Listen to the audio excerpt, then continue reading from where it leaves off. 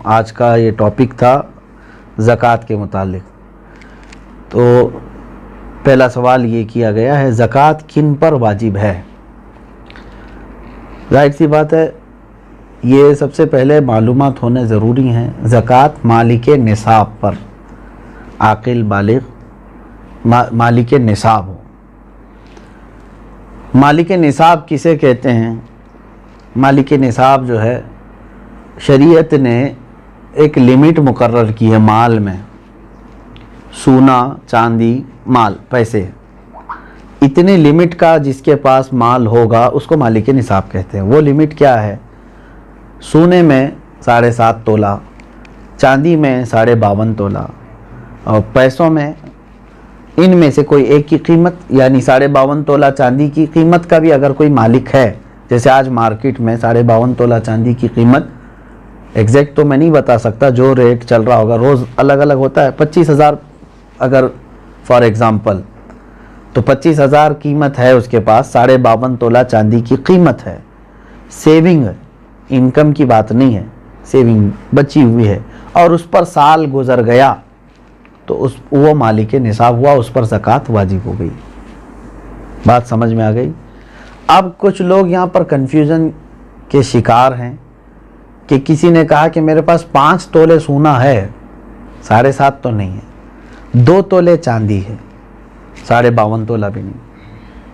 मेरे अजीज़ों, यहाँ पर अगर ऐसी सिचुएशन है तो दोनों निसाबों को मिला करके देखा जाएगा।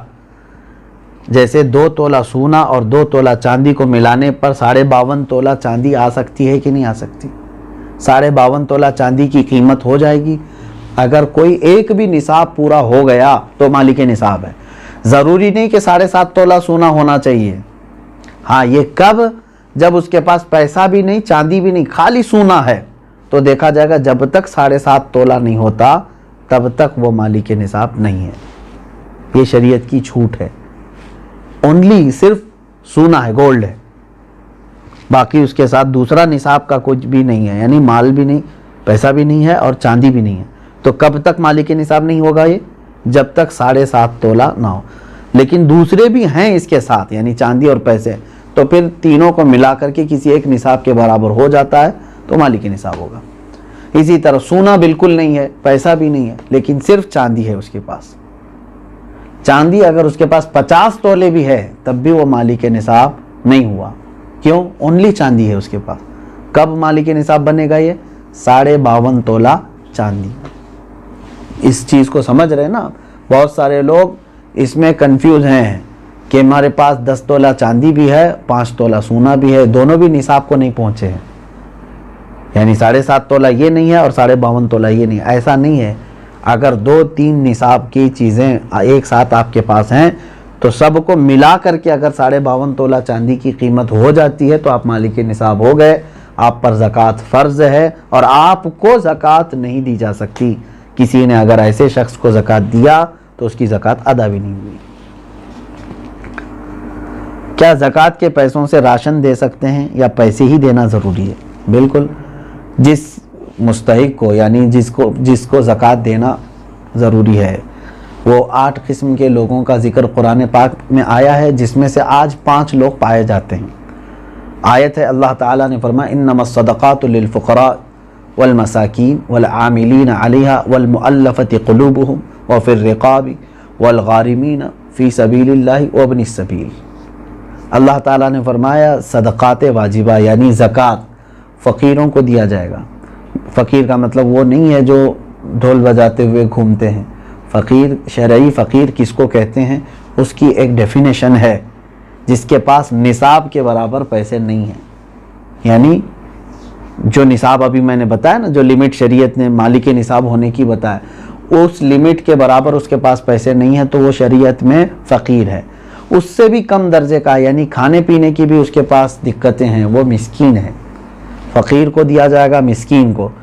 और आमिल जो है वो बादशाह की तरफ से वसूल करने के लिए आते थे, लेकिन अब वो नहीं है, उनका भी जिक्र इस आयत में है, वो नहीं है।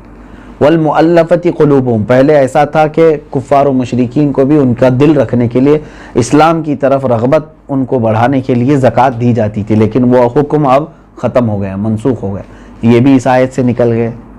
वो फिर रिकाब, और गर्दन आज़ाद करने के लिए, यानी कोई ग़ुलामी की ज़ंजीरों में जकड़ा हुआ है, आप ज़कात का माल दे करके उस ग़ुलाम को आज़ाद करा सकते थे, लेकिन अब ग़ुलामी का दौर भी नहीं। ये 3 तो इसमें से निकल गए।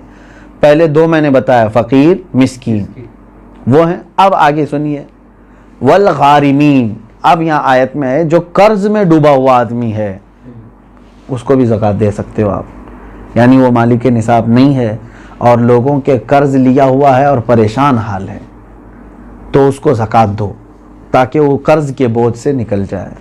फ़ी सबीलिल्लाह, इसका मतलब है अल्लाह के रास्ते में जो हैं, जैसे इल्म दीन हासिल करने वाला ये अल्लाह के रास्ते में, जिहाद फ़ी सबीलिल्लाह जो कर रहा है वो अल्लाह के रास्ते में है, तो जो अल्लाह की राह में निकले हुए हैं उनको भी ज़कात दे सकते हैं। जैसे हम मदारिस को देते हैं, मदरसों में जो तलबा हैं वो अल्लाह की राह में हैं, इसलिए उनके लिए ज़कात है।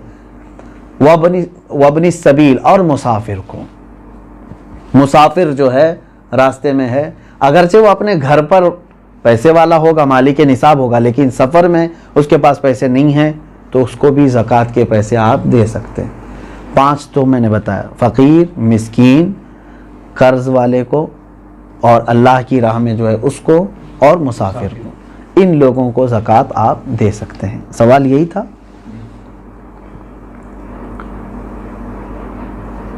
सवाल यानी जिन लोगों को ज़कात देना है, मैंने यही कहा था कि उनको चाहे तो आप पैसा दें, चाहे तो उनकी ज़रूरत का सामान दें, जायज़ है, लेकिन उनको मालिक बनाना होगा आपको।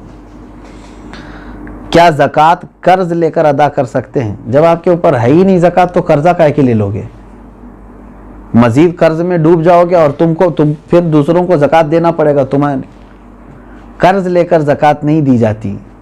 हो सकता है यहाँ सवाल करने वाला ये कह रहा हो कि वो मालिक निसाब है लेकिन अभी फ़िलहाल उसके पास पैसे नहीं है, शायद हो सकता है इनके पूछने का मतलब ये हो, यही है। हाँ, अगर ये मसला है तो फिर उसको कहीं से भी अब ज़कात देना है। देखें सिचुएशन कैसी है, 1 लाख रुपए मेरे पास थे, मैं मालिक हूँ, मैं 1 लाख का मालिक हूँ, तो मालिक निसाब हो गया, साल गुजर गया, लेकिन अभी ऐसा है कि मेरे पास पैसा नहीं है, ज़कात देना था, तो तुम्हारे लिए तो शरीयत ने छूट रखी है, जब तुम्हारे पास पैसा आएगा तब ज़कात दोगे, कर्जा लेकर देने की ज़रूरत नहीं, मज़ीद बोझ में जाओगे तुम। इंतज़ार करो कि वो तुम्हारा जो पैसा है वो आ जाए, लेकिन अगर 5 साल के बाद आया तो 5 साल की ज़कात देना होगा, 3 साल बाद आया तो 3 साल की ज़कात देनी होगी, क्योंकि तुम्हारा पैसा अटका हुआ है, जब आएगा तब दोगे, अभी नहीं है तुम्हारे पास तो तुम्हारे लिए माफ़ है, शरीयत ने कहा इंतज़ार करो। और अगर कर्जा लेकर के अदा कर दिया तो ज़कात तो हो गई, लेकिन वो कर्जा तुम्हारे ऊपर बोझ चढ़ गया, जब तुम्हारी असल रकम आएगी तो कर्ज अदा करना होगा। सवाल ये है क्या जायदाद पर भी ज़कात होती है? बिल्कुल, यानी जायदाद का मतलब अगर आप ये समझ रहे हो कि बहुत सारे लोग ज़मीनें जो है ले करके इन्वेस्ट करते हैं और बाद में बेचना चाहते हैं, तो ये माल तिजारत हुआ, उस पर भी ज़कात है, तिजारत का जो माल है उस पर भी ज़कात है। लेकिन जायदाद का मतलब अगर आप ये समझ रहे हैं कि आप जिस घर में रह रहे हैं या घर बनाने के लिए कोई जगह लिए हैं, उस पर ज़कात नहीं। ऐसी जायदाद जो आप ज़रूरत के लिए लिए हों, वो चाहे करोड़ों की क्यों ना हो, उस पर ज़कात नहीं। ये हाजत असलिया में से है, ज़रूरत में से है। हाँ, अगर कोई एक थोड़ी सी एक टुकड़ा ज़मीन का ही आपने इसलिए लिया कि आज इसकी कीमत 10 लाख है, मैं रखूँगा, चंद दिनों के बाद 20 लाख हो जाएगी, मैं बेचूँगा, तो आप उसमें तिजारत कर रहे हैं ना, तो तिजारत की नीयत हुई आपकी, तो उस ज़मीन पर भी ज़कात है। सवाल ये है, इस कोरोना के माहौल में मुसलमानों के साथ साथ गैर मुस्लिम भी राशन के मोहताज है, तो क्या उन्हें इस हालत में ज़कात के पैसे दे सकते हैं?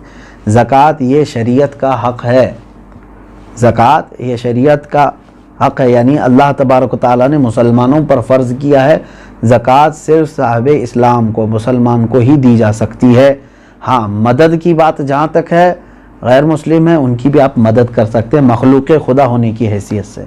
अगर उनमें से कोई मोहताज है आप मदद करें, लेकिन ज़कात के पैसों से नहीं, दूसरी अमाउंट से आप उनकी मदद कर सकते हैं। मैं मदद की ममानियत की बात नहीं कर रहा हूँ कि मदद नहीं कर सकते किसी, इस्लाम तो मदद करने का हुक्म देता है, लेकिन ज़कात चूँकि पर्टिकुलर एक ये हमारे मजहबी हिस्सा है, तो ये सिर्फ उस वक्त ही अदा होगी जब आप मुसलमान को देंगे। सवाल ये है, खेती बाड़ी करने वाले अपनी ज़कात कैसे निकाल सकते हैं? जैसे सब लोग निकालते हैं वैसी ही आपके पास पैसे हैं, सोना है, चांदी है, खेती बाड़ी करने वाले के पास, तो उन पर तो वही ज़कात होगी। लेकिन सवाल पूछने वाला अगर ये पूछ रहा है कि खेती बाड़ी की जो फसल निकली है उसमें क्या है, तो उसका तरीक़ा अलग है, उसको उश्र कहते हैं। यानी जो खेती में जितनी भी फसल आपकी आई उसका 10वां हिस्सा अल्लाह की राह में उन्हें खैरात करना होगा। लेकिन ये भी उस वक्त जब के वो अल्लाह तबारक व तआला की नेमतों से वैसी ही उसकी फसल उगाई बग़ैर किसी ज़्यादा मेहनत के, यानी इसने बीज बोया और फसल निकल आई और कटाई कर लिया। लेकिन एक होता है आपके खेती बाड़ी करने वाले के लिए बोरिंग किया है, पानी की पाइपलाइन छोड़ा है और उसके बाद खाद डाला है, उसमें मेहनत किया है, तो मेहनत करके जो फसल आई तो उसमें 20वां हिस्सा देगा, 10वां नहीं, यानी 5% अपनी पूरी फसल का 5% अल्लाह की राह में वो देगा। उसको कहते हैं, वो उश्र वाले मसाइल हैं। और जो बग़ैर किसी इस तरह के बोरवेल वगैरह के कुदरती पानी से सींच करके फसल आई है उसमें 10% देगा।